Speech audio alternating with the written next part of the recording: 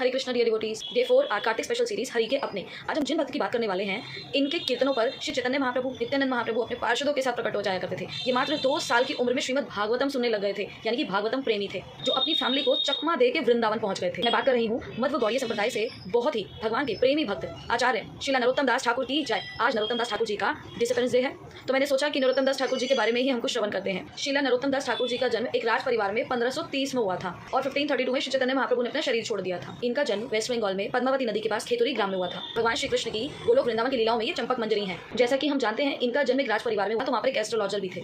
Astrologer ने बताया कि ये बच्चा बहुत ही दिव्य है और आगे चलकर बहुत बड़ा साधु संत महात्मा बनेगा और विश्व का कल्याण करेगा। जब ये मात्र 2 साल के थे तो अपनी माता से जिक्र करते हैं कि मुझे श्रीमद् भागवतम सुनना है।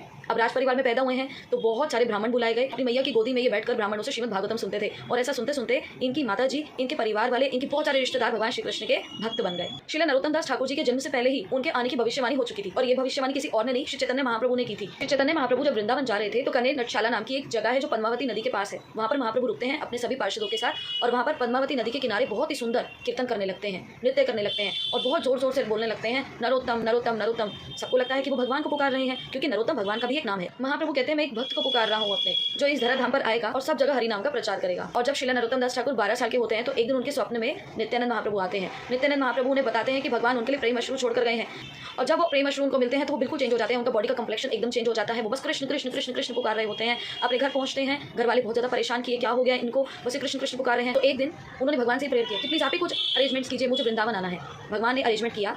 उनके जो पिताजी हैं, जो वहाँ के राजा थे, उनको, जो एक मुस्लिम राज्य के राजा थे, उन्होंने बुला लिया और यहाँ पर उनकी मम्मी और सैनिक रह गए। अपनी मम्मी और सैनिकों को चकमा देकर ये वृंदावन के लिए भाग गए और वहाँ पर जाकर मिलते हैं सीधा जीव गोस्वामी जी से। जीव गोस्वामी जी को जैसे पता चलता है नरोत्तम दास ठाकुर आए, उन्हें गले से लगा लेते और कहते हैं महाप्रभु ने मुझे बताया था कि आप जरूर आएंगे। अब उन्हें बोलते हैं कि आपको यहाँ पर प्रचार कार्य करना है और इससे पहले आपको दीक्षा लेनी होगी। दीक्षा लेने के लिए वो लोकानाथ गोस्वामी जी के पास जाते हैं। लोकानाथ स्वामी जी ने बड़ी ही मुश्किलों से उनको दीक्षा दी। 1 साल लगा उन्हें दीक्षा लेने में। दीक्षा जैसी हो जाती है वो जीव गोस्वामी के पास वापस आते हैं। 2 स्टूडेंट्स और थे, श्यामानंद पंडित और श्रीनिवास आचार्य। ये दोनों और श्रीला नरोत्तम दास ठाकुर तीनों फ्रेंड्स बन जाते हैं और तीनों निकल जाते हैं प्रचार कार्य के। उस टाइमिंग पर श्रीनिवास आचार्य श्रीला नरोत्तम दास ठाकुर को कहते हैं कि आप जाइए खेतुरी, जहाँ पर आपको प्रचार का कार्य दिया गया है। उनके पिताजी और उनके ताऊजी, उनका देहांत हो चुका है और वहाँ के जो राजा हैं वो उनके कजन थे, यानी कि संतोष दत्त। संतोष दत्त को जैसे ही नरोत्तम दास ठाकुर जी का पता चलता है वो उनको गले से लगा लेते हैं और उनको बोलते हैं कि ठीक है आप यहाँ पर प्रचार कार्य कीजिए, मैं आपके लिए भव्य मंदिर बनाऊंगा। वहाँ पर एक बहुत बड़ा भव्य मंदिर बनता है। श्रीला नरोत्तम दास ठाकुर जी ने यहाँ पर भगवान के 6 विग्रहों की स्थापना करी, गौरांग, वल्लभीकांत, श्री कृष्ण, श्री राधा रमण, ब्रजमोहन और राधाकांत। और एक दिन गौर पूर्णिमा का फेस्टिवल आता है और गौर पूर्णिमा का फेस्टिवल बहुत ही बड़े लेवल पर नरोत्तम दास ठाकुर जी सेलिब्रेट करते हैं। नरोत्तम दास ठाकुर बहुत ही सुंदर कीर्तन किया करते थे और कहते हैं जैसे ही नरोत्तम दास ठाकुर जी ने बहुत ही भाव विभोर कर देने वाला बड़ा सुंदर से कीर्तन करा, तो वहाँ पर श्री